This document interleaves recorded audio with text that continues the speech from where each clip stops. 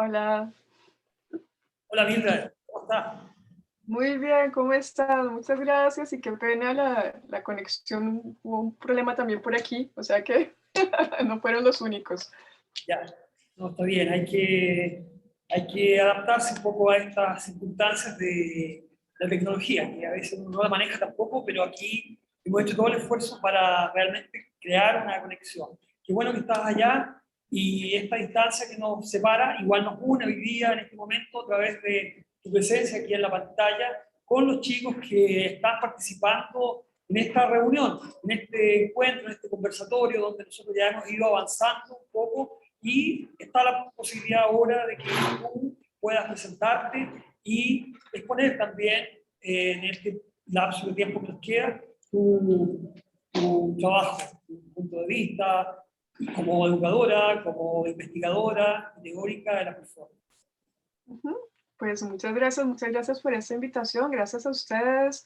Además, a mí me parece importantísimo poder intercambiar con los estudiantes en arte o que no están en artes plásticas, pero que se interesan también por el arte y por diferentes disciplinas como la performance. ¿Sí está bien el sonido? Sí, súper bien, súper Ah, bien. bueno, perfecto. Entonces, bueno, no sé, yo soy historiadora de arte, hice una tesis sobre las expresiones de violencia en el arte contemporáneo en la Sorbona y haciendo esa investigación precisamente fue donde tuve mi encuentro, un encuentro realmente cercano y verdadero con esta disciplina, porque admito que al comienzo para mí también era algo como completamente extraño, no entendía nada, me parecía algo que no era como serio, como improvisación, como que no sabía, no entendía, no tenía el interés. Y haciendo mi trabajo de tesis de doctorado, tuve la ocasión de encontrar tres artistas que cambiaron completamente pues esa perspectiva. Entonces, cuando pude encontrar y hablar con Tania Bruguera, con Adolfo Cifuentes y con Guillermo Gómez Peña, ahí ya fue como una revelación. Entonces el encuentro con Tania fue realmente algo que marcó pues, mi trabajo de investigación y con ella fue con la que empecé como a interesarme ya mucho más por este tema pues, del arte acción y de la performance. Entonces, si quieren, no se había preparado una pequeña pues, presentación, algo como no tan teórico, pero para que miremos más bien lo que entendemos por performance. ¿Les parece? Vamos, sí, sí. Veamos el Entonces, si texto. quieren, listo, voy a ver si puedo compartir, ay, si puedo compartir mi pantalla. Ok, voy entonces a compartir la pantalla para mostrarles entonces una pequeña, ok, empecemos por acá. Ok, ¿si la ven? Perfecto. ¿Veo, no? No. Sin anteojos, ¿no veo? Disculpa, no te entendí, el sonido no está muy bueno. Te voy a dejar compartir pantalla, espera un poquito. Ok, perfecto.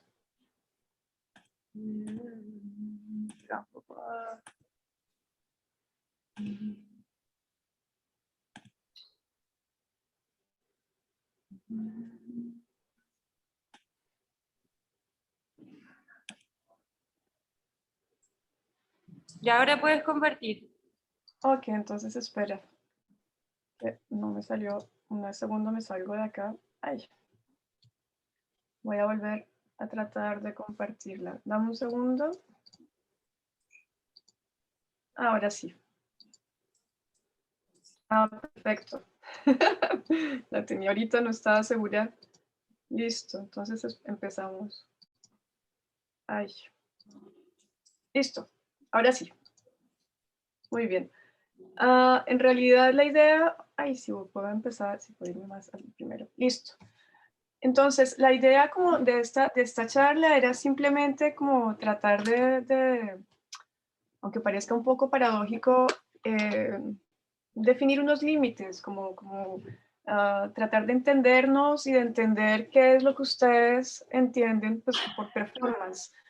Am, pues primero que todo, hay que saber que es una disciplina, es uno de los ejercicios artísticos más rigurosos y difíciles y que trata como de transmitir unas experiencias íntimas y viscerales a través no solamente del cuerpo, sino también de objetos y de otros elementos. Estas prácticas del campo de la performance o del arte-acción son unas propuestas muy complejas que implican una necesidad pues, imperiosa, urgente de comunicar. Van más allá y van a transgredir los mecanismos tradicionales del arte, generando nuevas tensiones. Y a través del gesto, del movimiento, de la acción en un espacio y en un tiempo específico determinado, se anula entonces la producción tradicional de un objeto artístico. Los artistas de la performance no están produciendo un objeto, están produciendo gestos, están produciendo tiempo, están produciendo espacio. Eso es algo que tenemos que, pues, que subrayar. No hay que olvidar que esta disciplina es un arma para algunos de los artistas, es el arma predilecta para algunos artistas radicales que están tratando de huir, de escapar de todo tipo de trampa estética. Entonces, la performance o el arte-acción, y ya vamos a hablar por qué hablamos de arte-acción, va a apostar por esa fuerza del momento preciso y efímero que va entonces a señalar esa especie de frontera entre el arte y la vida, tal como lo preconizaba uno de los artistas más grandes del siglo XX, que era Alan Capro. Para él, esta frontera entre el arte y la vida debería ser algo demasiado fluido y algo completamente que no se podía diferenciar. No hay que olvidar que Capro es el padre, que es considerado como el padre del happening en Estados Unidos. Y lo que él trataba de proponer era la producción de una especie de hecho pictórico, ¿vale? Y este hecho pictórico va a articularse en este proceso de lo que se llama la desmaterialización del arte.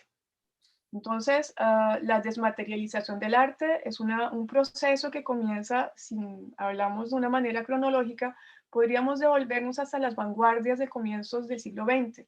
Y Capro va sobre todo a estar muy influenciado por un filósofo, pues obviamente de su país, de Estados Unidos.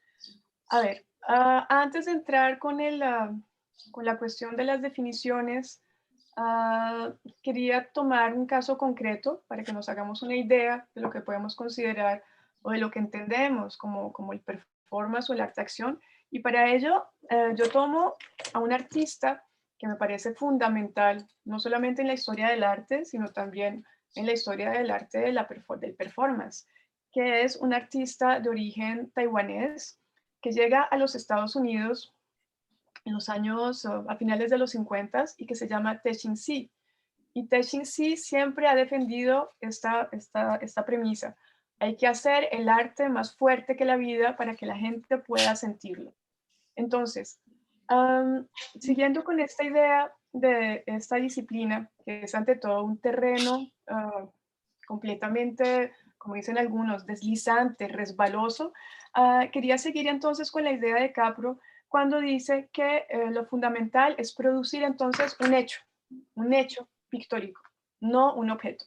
Bueno, Capro va a estar muy influenciado por este filósofo que les estoy mostrando aquí, que es John Dewey. John Dewey va a publicar varias obras, va a ser uno de los protagonistas de todo este movimiento de la filosofía pragmática que va a tener mucha fuerza en los Estados Unidos durante los años 20 y los años 30. Y Dewey va a producir varios textos, entre ellos este que les estoy mostrando aquí, que se llama Art as Experience, el arte como experiencia. Yo creo que encontramos ya la traducción en español, si no me equivoco. Y en este libro, que es publicado en 1934, va completamente a marcar la práctica artística de Alan Capro. Para Dewey, para hacer un resumen completamente global, se centra en la noción de experiencia. Y si yo hablo de esta noción de experiencia es porque me parece una definición, una noción esencial cuando nos referimos a la performance. Entonces, para Dewey, la experiencia, él propone como definición la siguiente. La experiencia, y lo cito, es el resultado, el signo y la recompensa de esa interacción entre el organismo y el entorno, que cuando se completa es una transformación de la interacción en participación y comunicación. Entonces, cuando vemos esta propuesta de lo que es una experiencia, estamos tocando unos temas que están directamente relacionados con la práctica de la performance, todo lo que es transformación, interacción, participación y comunicación. Entonces, para los artistas de la performance, se trata más que todo pues, de una urgencia para comunicar, que se va a reflejar en la búsqueda de mecanismos eficaces e inmediatos que pretenden desafiar, perturbar, molestar o simplemente llamar la atención del espectador, del público.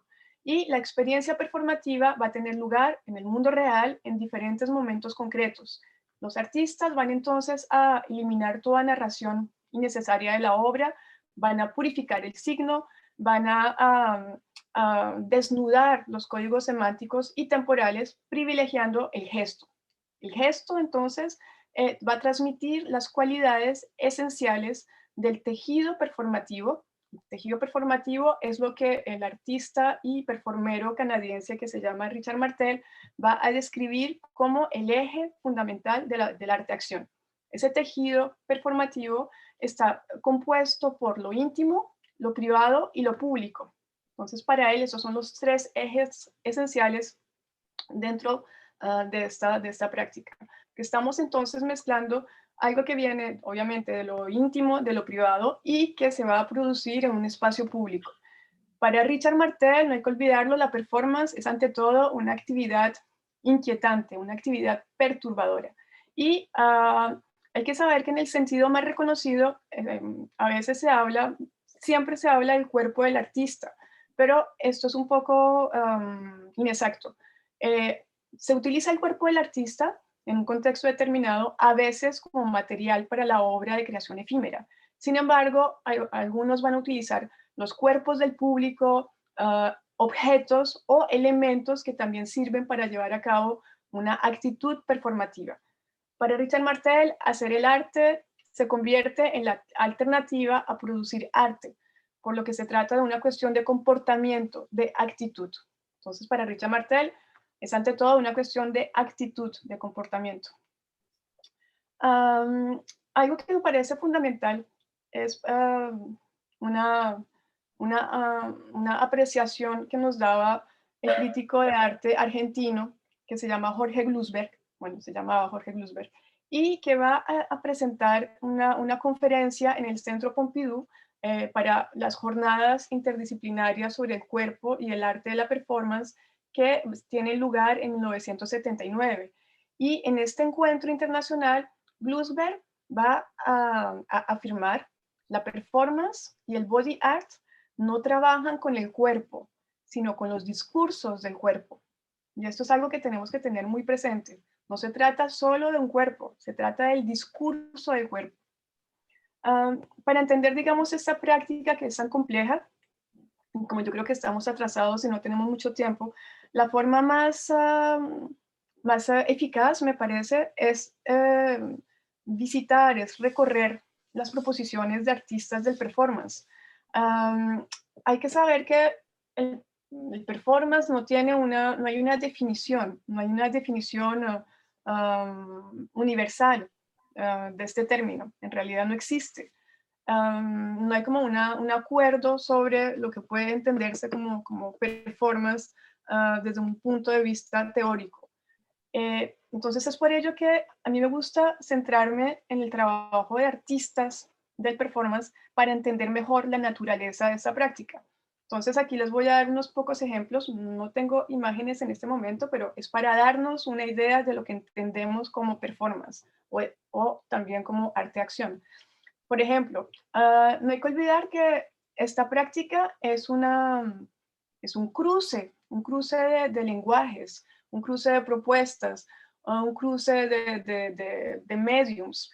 Y vamos a encontrar artistas que provienen de diferentes campos, coreógrafos, bailarines, artistas que vienen del teatro, de la poesía, de las artes plásticas, incluso de la música, y porque se conjugan diferentes elementos. Entonces, por ejemplo, para el coreógrafo francés que se llama Xavier Leroy, en la performance se trata de una especie de pendiente resbaladiza. Jean-Jacques Lebel, que es una de las figuras principales también en Francia, va a hablar de una insubordinación radical o de lo que él llama de la poesía directa. Para Esther Ferrer, que da una de las mejores definiciones para mí, ella simplemente señala que se trata de una cuestión de presencia, de espacio y de tiempo. Presencia, espacio y tiempo. Y nunca habla de cuerpo. Y eso es algo muy importante. Presencia, espacio y tiempo para Esther Ferrer. Para Richard Martel, como lo dije anteriormente, es una actividad inquietante y perturbadora. Y para Lee Wen, que nuestros amigos de la Trienal tuvieron el honor de conocerlo, era uno de los artistas más importantes del sudeste asiático, de Singapur, que desafortunadamente falleció hace unos años y que además se presentó en la Trienal en los comienzos, creo que fue en el 2006, si no me equivoco. Ya Gonzalo me corregirá, me imagino. Para Lee Wen se trataba del mejor medio de confrontación crítica en lo real. Para un artista que también es uno de los monstruos de esta disciplina en México, que era Felipe Ehrenberg, se trataba de una propuesta filosófica. Y, por ejemplo, para Guillermo Gómez Peña, que se presentó el año pasado en la Trienal, pues con una video maravilloso, se trata ante todo de un arma crítica y política contundente. Entonces, en este pequeño panorama que acabo de presentar, podemos entender que cada artista va a entender y va a construir su propia noción del acto performativo a través de su propia práctica, de sus propios intereses, reflexiones y experiencias socioculturales. Entonces, todas estas múltiples interpretaciones de la naturaleza de la performance sirven para poner de manifiesto todo este amplio espectro de posibilidades de esta práctica que es completamente indefinible. Podríamos seguir con otros ejemplos porque me parece valioso pues, entender un poco cómo se percibe esta práctica. Hay una artista que se llama Regina José Galindo, de Guatemala, quien nos dice que para ella es la experiencia del momento la que se enfoca a través de la performance, y la cito. Ella dice, creas un momento suspendido en que el tiempo puede circular con cierta libertad. La memoria y el olvido pueden coincidir. En otro contexto completamente diferente, el artista de origen birmano, Nyan Linte, entiende la performance como una forma de comunicación directa y conflictiva entre el artista, que él considera como un agente provocador, y el público, para abrir nuevas vías de reflexión. Y volviendo a Felipe Ehrenberg, en su definición de la performance, él decía, se trata de una obra escénica no teatral, ajena a los parámetros del drama, que combina elementos visuales, gestuales y sonoros para crear una propuesta filosófica. Y Felipe Ehrenberg va a definir a los artistas del arte acción como neólogos. Entonces, todas estas propuestas que están basadas en el cuerpo, en el gesto, en la huella, en lo efímero, buscan convertirse en un terreno ambiguo e incierto, en una contradicción perpetua, en un intersticio de encuentros improbables que van a permitir nuevas construcciones simbólicas. Y como lo afirmaba, y como lo sigue afirmando Guillermo Gómez Peña, y lo cito, luchamos para erradicar los mitos de la pureza y para deshacer las fronteras que rodean la cultura, la etnia, el género, la lengua y las profesiones. Se trata de actos radicales. Para Guillermo Gómez Peña, entonces, es ante todo un arma crítica y política contundente. Bueno, en fin, entonces como para que nos demos una idea de todo este potencial subversivo, transgresor de esta práctica que fue marginal durante muchísimas décadas. A ver, ya volviendo, digamos, para entender un poco mejor esta noción, quería entonces volver a este gran artista que es Te-Shin Lee. Um, ¿Por qué? Porque él va a proponer una visión completamente singular. Para Te-Shin la performance, como él lo dice, es ante todo, él habla de wasting time. Wasting time se puede traducir como perder tiempo, como desperdiciar el tiempo. Sería una forma como de traducirlo. Y Te-Shin entonces va a hacer una propuesta performática en la que su vida va a estar completamente implicada en la práctica y en el objeto artístico. Te-Shin entonces va a decidir marcar, marcar un periodo para su trabajo plástico, para su trabajo de performance. Y él decide entonces, en este planteamiento en el que va a utilizar su vida para ligarla completamente con la realidad y propone así entonces una reflexión no solamente sobre la noción espacio-temporal, sino también sobre la resistencia. Um, para ello, les estoy mostrando esta imagen, que es una de sus primeras piezas, que se intitula Wednesday Performance, de 1978 a 1979, que se conoce como la Cage Piece, la pieza de la celda. Entonces, Te-Shin va a hacer sus acciones durante un periodo de un año. Siempre va a ser durante un año. Entonces, durante este año, en esta pieza, que es una de sus primeros performances, decide encerrarse en esta jaula. Durante todo ese año va a estar encerrado en la jaula, no va a hablar con nadie y él mismo es el que decide cuál es el protocolo a seguir, cuáles son las reglas que debe respetar y para ello entonces siempre va a hacer un llamado a un testigo, que es el que va a comprobar que el 1 de septiembre del 78 Te-Shin se encerró en esta jaula y que entonces al año siguiente no ha salido de ella. Solamente un amigo muy cercano de él puede venir a darle de comida, de comer, pero no puede hablar. Entonces, Te-Shin decide dejar de hablar, aislarse completamente, no leer, no realiza ninguna actividad, solamente está encerrado. Y esto lo hace durante un año. Ah, Otra propuesta dentro de esta misma lógica es un performance ya posterior de 1981 y 82 que se conoce como el Outdoor Piece, en el cual Te-Shin decide quedarse por fuera. Es decir, que durante ese año él no va a entrar a ningún edificio, a ningún almacén, a ningún medio de transporte, va a estar completamente en la intemperie. Y para entender un poco mejor su práctica, por qué él escoge este marco temporal. Entonces, él afirmaba, un año es la unidad básica para contar el tiempo. La Tierra tarda un año en dar la vuelta al Sol. 3 años, 4 años es otra cosa. Se trata de ser humano, de cómo explicamos el tiempo, de cómo medimos nuestra existencia. Entonces yo creo que esta es una de las prácticas más radicales que se han hecho en la historia del arte. No hay que olvidar que es considerado como uno de los más grandes maestros del arte acción para muchísimos artistas, incluso para Marina Abramovich, que lo considera como su maestro pues, indiscutible.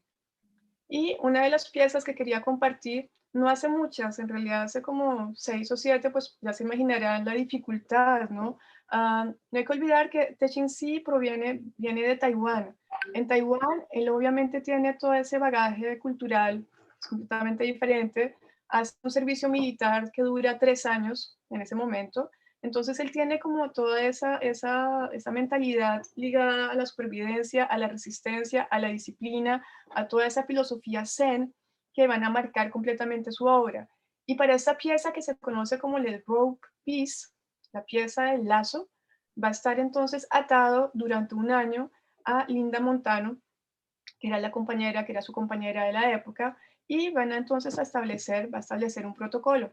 Durante ese año van a estar amarrados por esa cuerda. No me acuerdo la dimensión exacta, pero pues podemos darnos una idea con esta imagen. Como otro de los protocolos, estaba establecido que no se podían tocar. Entonces van a vivir juntos, van a estar en el mismo cuarto, en el mismo lugar, van a estar juntos durante todo un año. Y así lo hace en este año de 1983 a 1984. Entonces es una de las propuestas más singulares que ha habido como en la historia del arte, y es un artista de los que de una forma un poco,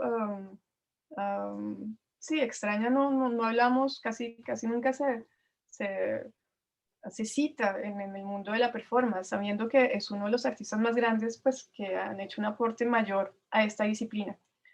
Ya para volver entonces un poco a esta especie de evolución de estas prácticas que se ubican en este proceso de desaparición del objeto. Bueno, hay como varios momentos que se pueden marcar. Obviamente, si nos devolvemos a comienzos del siglo, tendríamos que mencionar evidentemente a las prácticas que fueron defendidas por los dadaístas, por los futuristas, que son los primeros en realidad que van a hacer ese tipo como de experiencias que van a tratar de romper los límites de las disciplinas, de las materias, de los medios, del lenguaje. Entonces son como son considerados como sí, los fundadores, los que van a abrir ese nuevo camino. Para Jean Martel, por ejemplo, deberíamos ir más atrás y remitirnos a los cínicos griegos. En fin, y en esta historia, digamos, un poco del arte de la performance, hay un momento que es fundamental y es este que se va a realizar en el Japón a finales de los años 50 con esta asociación para el arte que se llama Gutai.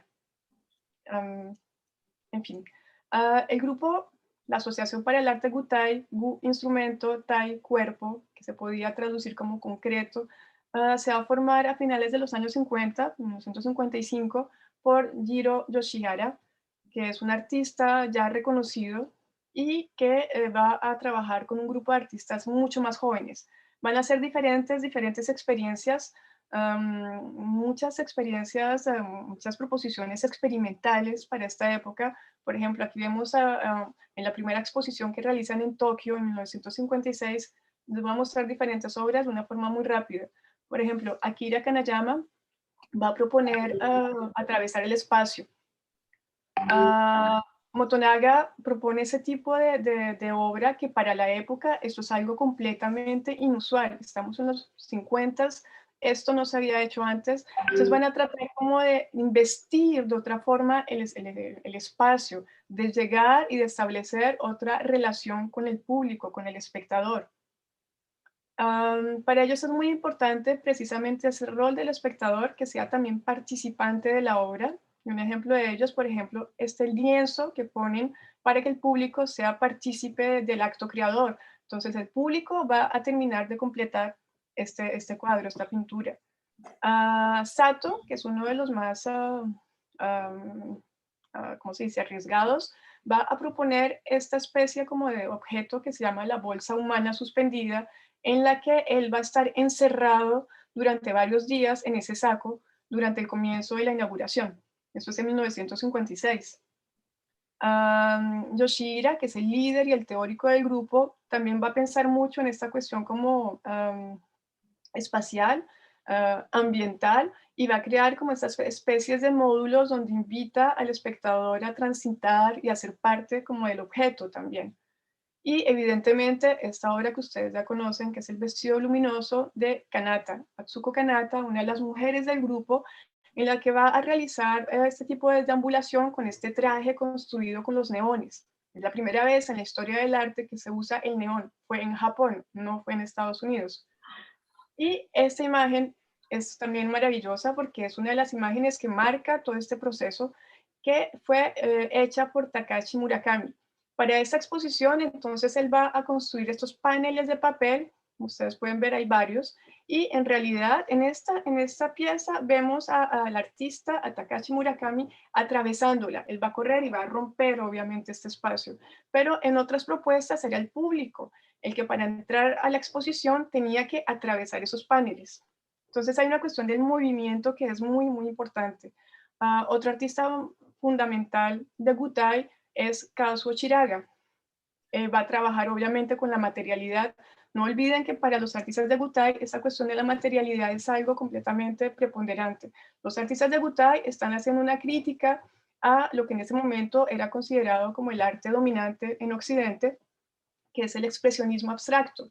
Ellos van a ir mucho más allá con la materialidad de no solamente de los elementos pictóricos del cuadro, y Chiraga va a construir siempre sus obras con barro y sobre todo va a pintar de otra forma, va a pintar con sus pies. Entonces él va a crear un dispositivo en el que de otra forma va a plasmar pues, la pintura sobre el lienzo. Tenemos un ejemplo de, de las experiencias que ellos realizan. Chiraga también va a realizar diferentes trajes con los que va a realizar deambulaciones, que son unos trajes hermosísimos basados en todos esos ritos y toda esa herencia de su filosofía, de la filosofía Zen, y va a hacer ese tipo como de apariciones durante las exposiciones, no solamente durante la inauguración. Entonces, como lo vemos acá, este grupo de artistas de Gutai va a marcar completamente una crítica en la que quieren devolverse a lo que ellos llaman el punto cero, a crear nuevas formas, porque para ellos el arte ya está muerto.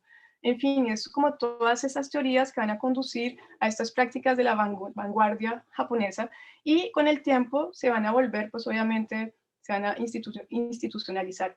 Pero lo que les estoy mostrando acá son prácticas que en realidad no se habían hecho en ese momento, son en realidad los precursores de este tipo de experiencias. Ya cambiando pues de contexto y siguiendo como cronológicamente con la evolución, evidentemente toca pues señalar la propuesta de Alan Capro. Esta es Alan Capro, no lo puse en la presentación, y Alan Capro va entonces a estar, como lo dijimos al comienzo, como le dije al comienzo, marcado no solamente por la filosofía de John Dewey, también por su encuentro, el encuentro que él hace con John Cage. Él va a ser estudiante de John Cage, y sobre todo va a pensar mucho en lo que llama los ambientes, y va a ser considerado como el happening. Y este es uno de sus happenings más conocidos, Yard, en el que va a ir mucho más lejos y va a proponer otro tipo de participación y otro tipo de relación espacio-temporal con el espectador. Entonces, en esta propuesta, que en realidad es muy simple, él simplemente va a llenar ese espacio de esas llantas, de esos neumáticos, que deja a completa disposición del público, y el público pues va a realizar pues lo que desee con ese objeto. Entonces ese es otro tipo de propuesta. También no hay que olvidar que estos artistas están tratando de romper un poco los límites de las disciplinas, tratar de integrar la vida al arte, que es como el discurso preponderante durante esta década de los años 60. Y John Cage va a tener una influencia decisiva sobre la obra de Capro, porque le va a transmitir también su amor de la obra de Antonin Artaud, del teatro y su doble, que les aconsejo completamente para que la lean. Entonces, bueno, ya para resumir un poco, porque no tenemos mucho tiempo, no hay que olvidar que Alan Capro ocupa un lugar esencial en la historia del arte del siglo XX como artista y también como teórico.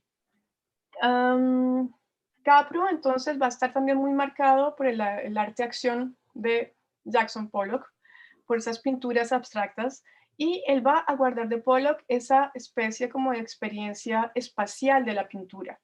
Eso es lo que lo marca.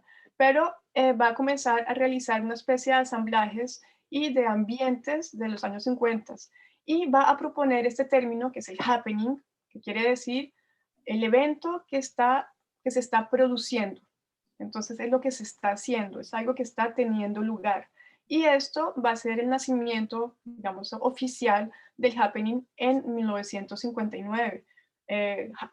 Capro es muy joven, tiene 32 años. Entonces va a proponer todo ese concepto del happening que va a colocar en el centro de su obra, con el que él expresa su voluntad de fusionar el arte y la vida. Él quiere integrar diferentes elementos, el sonido, quiere tener otra relación con el público. Y para eso entonces va a realizar una especie de ensamblajes, luego ambientes y finalmente con este happening. Va, por ejemplo, en esta imagen que les muestro, es una de sus happenings más conocidos que se llama Fluids, con el que él siempre buscaba colaboradores voluntarios, repartía flyers y la idea era que con la ayuda de estos voluntarios iban a construir este tipo de recinto hechos con bloques de hielo. Van a construir como unos 30. Y lo que él quiere subrayar con esta acción es precisamente esta experiencia del trabajo y de la colaboración colectiva. Es un trabajo colectivo, hay una ayuda, en fin. Entonces, esta es una como de sus piezas mayores, Fluids. Siguiendo con esta evolución, bueno, Capro va a escribir muchísimo sobre el happening y él va a estudiar esta especie de hecho pictórico, no hay que olvidarlo. Y para Capro va a señalar 7 puntos que van a permitirle diferenciar el happening del performance en realidad. Entonces, para él, por ejemplo, el performance se diferencia de lo que él, pues en esta época no hablamos todavía de performance, el primero término que se va a adoptar y a difundir es este de happening, y para un happening, Capro tenía que respetar 7 puntos. Entonces, el primero era que no debía haber ninguna diferencia entre el arte y la vida. El segundo, que toda la fuente de los temas, los materiales, las acciones, las relaciones deberían ser recíprocas. Todo debería provenir de un lugar y tocaba darle la espalda a la noción del arte. El happening debería realizarse en lugares que fueran abiertos, con movimiento y cambiantes. El tiempo de este happening debía obedecer a las reglas que el espacio le dictara. Los happenings solamente podían producirse una sola vez y en lugares donde el público sería completamente eliminado. Para él no hay público. ¿Por qué? Porque el público hace parte esencial precisamente de la elaboración de este momento, de este hecho pictural. Y como último punto, para él el happening es el resultado de esta evolución entre sus experiencias con los ensamblajes, con los ambientes, y finalmente lo que él hace es una especie de collage en el espacio. Voilà. Siguiendo con con este recorrido un poco cronológico, pues obviamente no podemos olvidar a esos artistas de Fluxus, también de los años 60. Aquí tenemos un ejemplo de la actividad corrosiva de este grupo de artistas completamente multidisciplinarios, eran músicos, poetas, artistas visuales, que eran liderados por George Maciunas, quien escribe en 1963 pues, el manifiesto de Fluxus. En este manifiesto él va a hablar del flujo, Fluxus, como el acto, creo que lo tengo aquí, lo escribí, me parece. No, se me perdió. Bueno, para él el flujo, de ahí el nombre, que es Fluxus, es simplemente el hecho de fluir.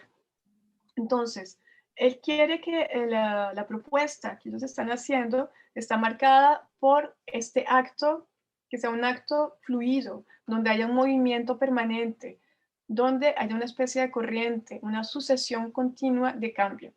Y van a tener entonces una marca muy particular. Van a ser conocidos como los neodadas y van a mezclar este humor corrosivo, despectivo. Aquí, por ejemplo, estamos viendo este Piano Activities de 1962, en el que vemos a George Maciunas, Dick Higgins, Paul Foster, Benjamin Patterson, que era músico, y Emmett Williams, haciendo este Philip Corners Piano Activities, con el que al final van a destruir completamente el instrumento. A ver, otra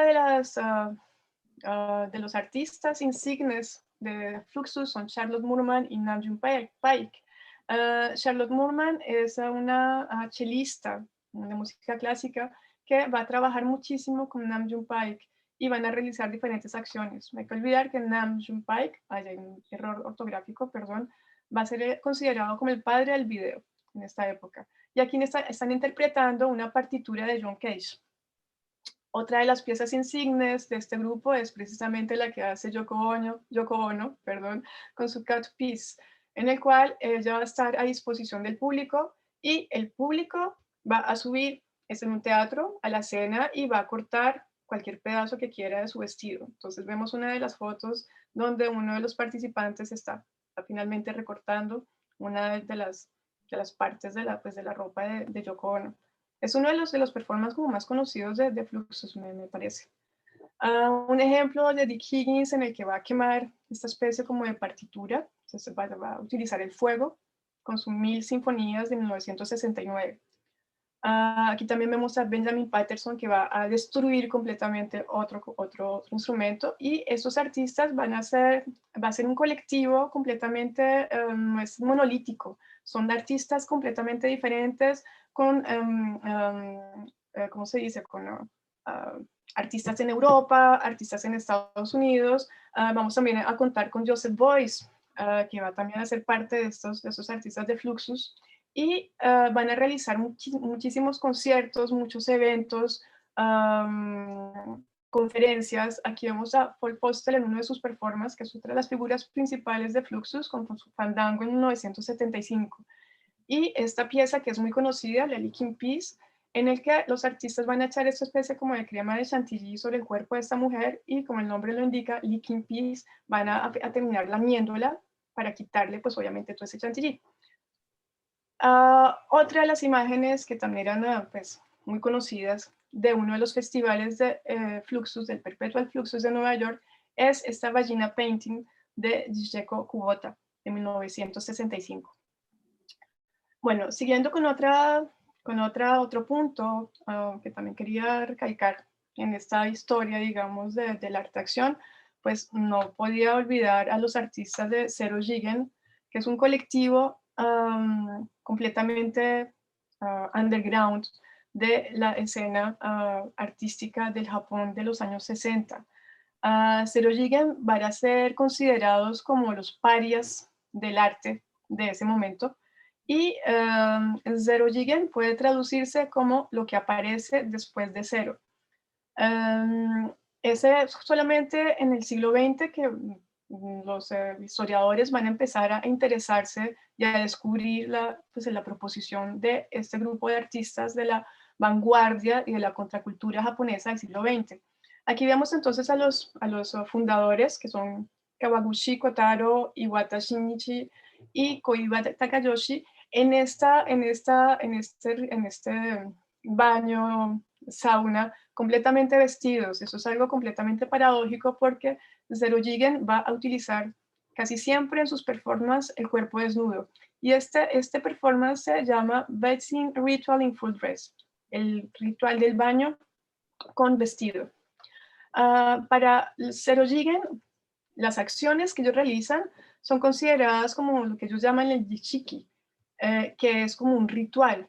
Aquí vamos a ver una de sus acciones más conocidas, pues no más conocidas, pero es una de las primeras que hacen en Tokio, porque ellos no eran de Tokio, ellos vienen de otra región, y en 1964 van a realizar este crawling ritual. El crawling es arrastrarse, se van a arrastrar en el suelo, yendo durante no sé cuántos kilómetros hasta llegar a un museo en un momento, en el que en el Japón no tenían ninguna relación con este tipo de práctica. Entonces van a hacer siempre performance en el espacio público, más que todo, y es la primera vez en la que el público de Japón, no hay que olvidar que estamos en la época de la posguerra, luego de la Segunda Guerra Mundial, con la pérdida de la guerra, la ocupación de los Estados Unidos en Japón, que va a durar varias décadas, y es en ese momento donde Zero Jigen va a actuar. Van a completamente contestar esa ocupación militar estadounidense y para ello van a boicotear dos eventos mayores, que eran los Juegos Olímpicos de Osaka y la Exposición Universal que va a tener lugar en Tokio.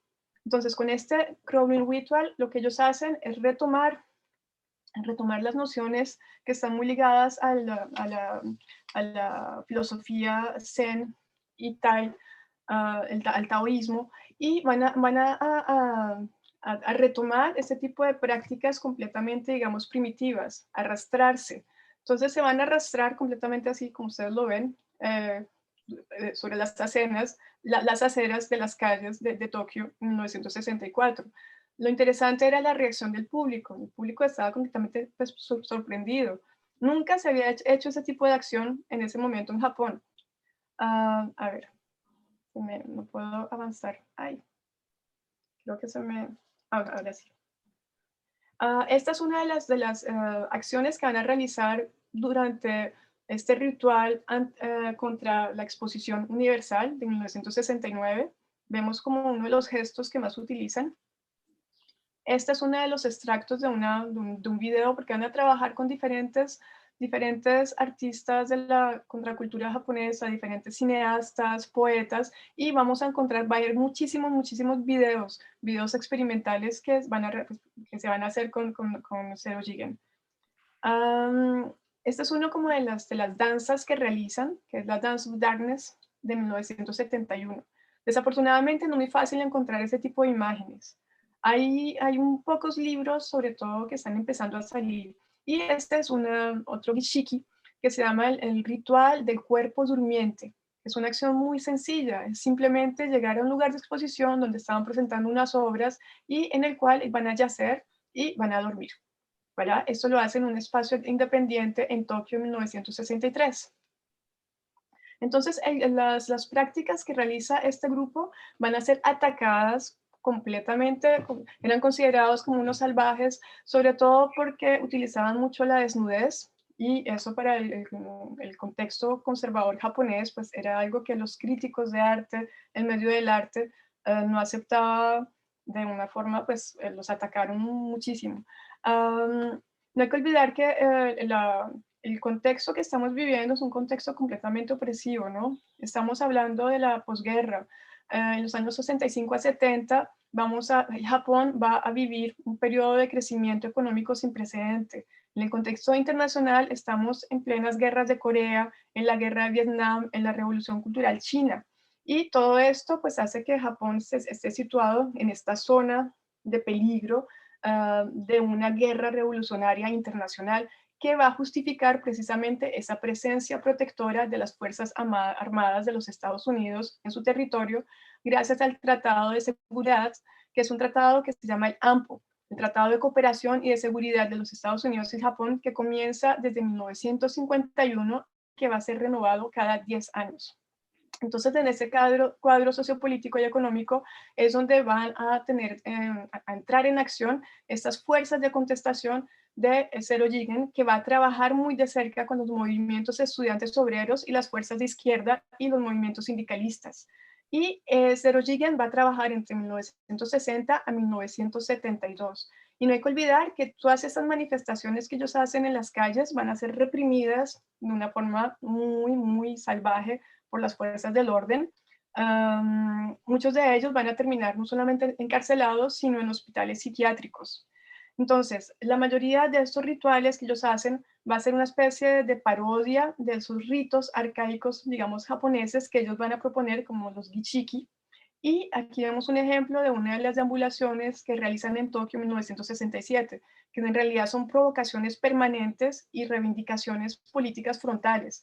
Estas acciones que estamos viendo son acciones completamente estudiadas, estructuradas, no hay en realidad lugar a la improvisación. Esto es otro ejemplo de otra deambulación que hacen en 1967. Entonces, la estrategia es una estrategia de agitación a través del happening, de las intervenciones completamente heteroclitas, obscenas, grotescas, que obviamente salen de este marco de un Japón en pleno boom económico e industrial, que era más que todo deseoso de guardar esta imagen modernista y liberal a través de estos eventos como los Juegos Olímpicos de Tokio de 1964 y de la Exposición Universal de Osaka de 1970. Entonces, en fin, me parecía muy importante mostrarles esa propuesta de este grupo que casi nunca se habla, que es de Zero Jigen. Obviamente, si seguimos con nuestro recorrido pues, cronológico, y ya como para no hablar tanto, era evidentemente necesario pues, señalar el trabajo de los accionistas de Viena. Aquí vemos a uno de sus miembros más interesantes, que es Günter Blues, y su paseo en Viena, Promenade à Vienne de 1968. Günter Blues Los accionistas vieneses también de Viena van a operar en un contexto también muy represivo. Para ellos se trata de uno de los países más conservadores de Europa en ese momento. Entonces ellos van a hacer una especie de revuelta contra esa tradición conservadora de su contexto.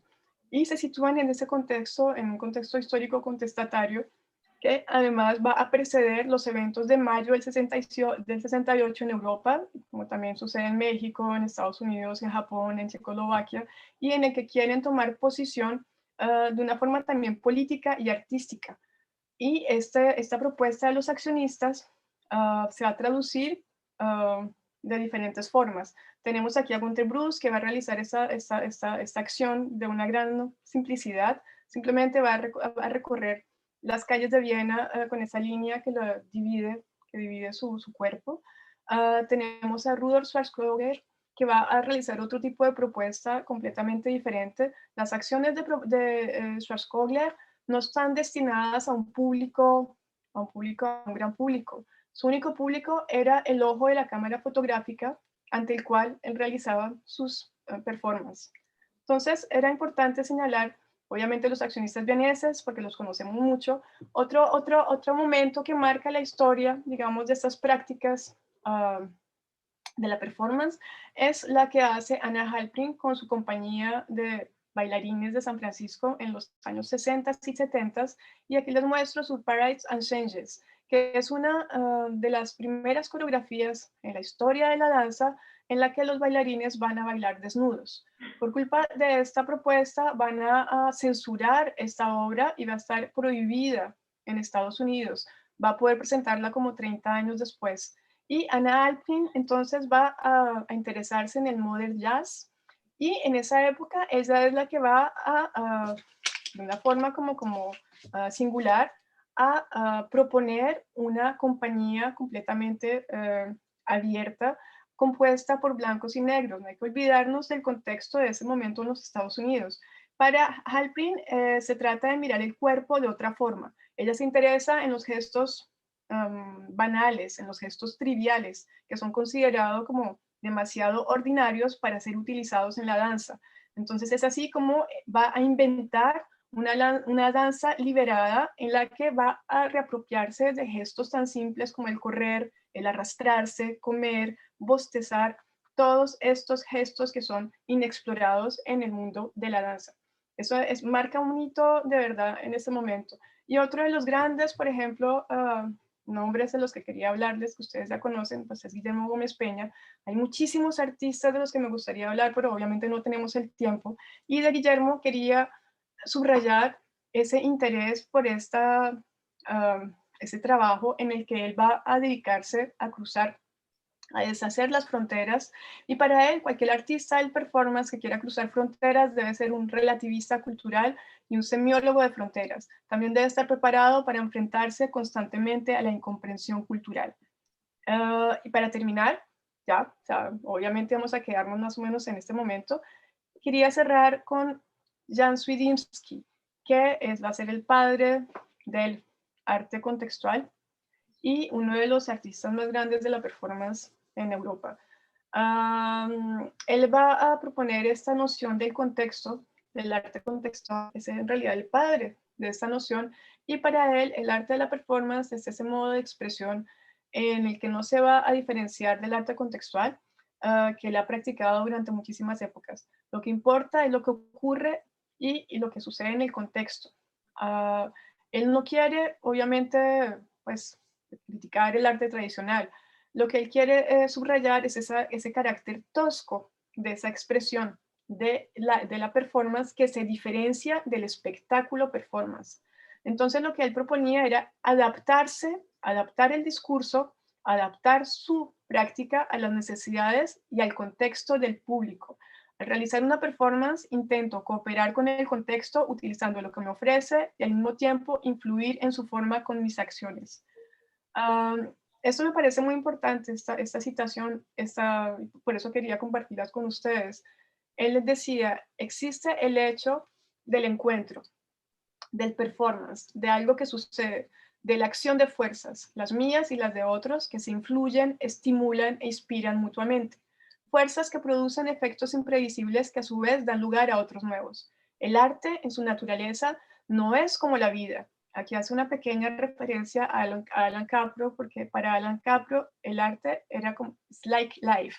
Para Swidinsky el arte no es como la vida, es la vida misma. No es natural ni artificial, es, como resulta ser, como lo percibimos cuando somos observadores, aunque nunca lo seamos exclusivamente. Actuamos y siempre somos de alguna forma performeros. Experimentamos una fuerza y la transmitimos más allá, más lejos. Y siguiendo, creo que llegué al final. Estaba esta imagen de Bali Export con la que quería de pronto cerrar un poco esta propuesta, pero antes de eso, sí, listo. Pues no entiendo por qué no se me abrían esta diapositiva. Ya para terminar, con ella cierro con la imagen de Bali Export como para dejarles una puerta a explorar, espero, porque no tenemos tiempo, desafortunadamente, de hablar de esa obra maravillosa. Y como les decía al comienzo, hay una gran dificultad en definir lo que es la performance. Muchos artistas rechazan ese término, muchísimos. Tania Bruguera, Richard Martel, Michel Journiac, porque es ante todo un término que viene de los Estados Unidos, que se refiere a muchísimas cosas. Richard Martel, que es uno de los teóricos más importantes, entonces propone: el arte-acción posee una historicidad y un futuro que los artistas contribuyen a alimentar con sus gestos y posiciones continuamente y que se encuentra en plena mutación. En el arte hay una gran contaminación recíproca y las formas están en transformación permanente. Las generaciones se suceden y las preocupaciones divergen y se ajustan al tejido social y son relativas tanto a las relaciones humanas como a las instituciones, sean estas más o menos oficiales o alternativas. En todo momento los artistas actúan enmarcados en la conciencia histórica de su época y siempre han propuesto renovaciones. Entonces, bueno, yo creo que ya podemos cerrar esta presentación, que ha sido un poco, pues, Gracias. Obviamente quedan muchas cosas por fuera, o sea, no es ni la mitad, pero bueno, es una buena forma como de abrir puertas, ventanas, en fin.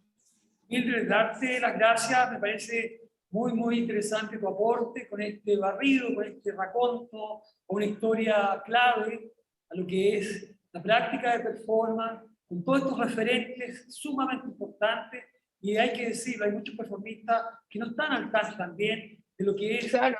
esta historia, este ir atrás a los fundadores, a los iniciadores de lo que ha sido el trabajo de performance hoy día. Claro. Siempre te doy las gracias. Ha sido un privilegio. No, y un gusto. No, al contrario. Y antes, qué lástima porque no podía hablar de más latinoamericanos como Clemente Padín, que ustedes tuvieron la dicha de ver ayer, o de Gonzalo, la obra de Gonzalo, que es maravillosa. O sea, muchísimas cosas, pero bueno, eso ya será otro tema para hacer una charla sobre performance en América Latina. Duda, va a haber tiempo y muchas otras oportunidades. Gracias, Mildred, por tu tiempo, tu dedicación y tu generosidad. ¿Verdad? No, a ustedes. Para nada. Mucho gusto. ¿Uno de los chicos quiere comentar algo? Aquí, Mildred. Cuéntame.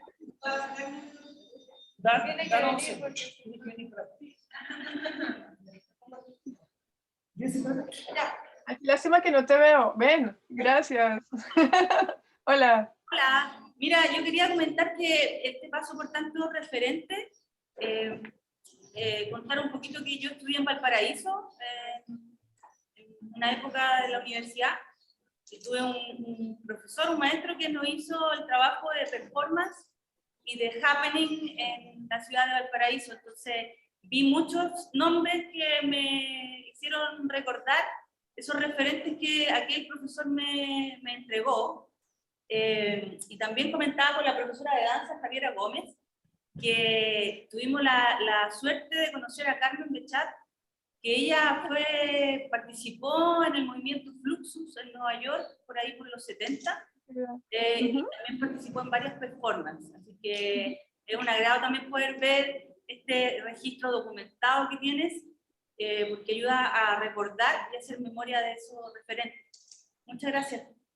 No, a ustedes, gracias. No, en realidad no es tan evidente porque hay demasiadas propuestas, y como que siempre hay algo que resurge en todo el tiempo y era como esas ganas, esas ganas tan grandes de que el arte fuera tan cercano y parte mismo de la vida. Entonces eso lo vemos a lo largo de todo lo que hemos visto acá, sobre todo con la práctica de Techin-Sí, que a mí me parece unos artistas mayores en la historia del arte y de que obviamente pues toca como rendirle el tributo que se merece.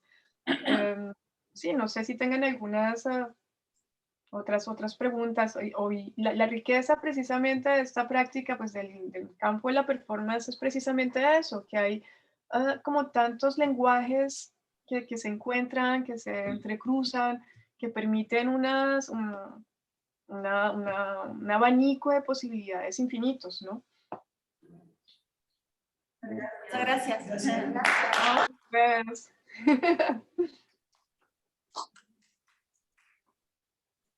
Bueno, Mildred, acá nosotros estamos ya cerrando, los chicos tienen que entrar a su colación. claro. Hemos estado igual atentos, que igual un público cualitativo que está concentrado, digamos, en lo que ha sido tu presentación, y eso es lo importante y lo relevante de esta reunión. Te damos las gracias, Mildred, nos encontramos en otro momento. Claro que sí. Gracias a ustedes. Que estén muy bien.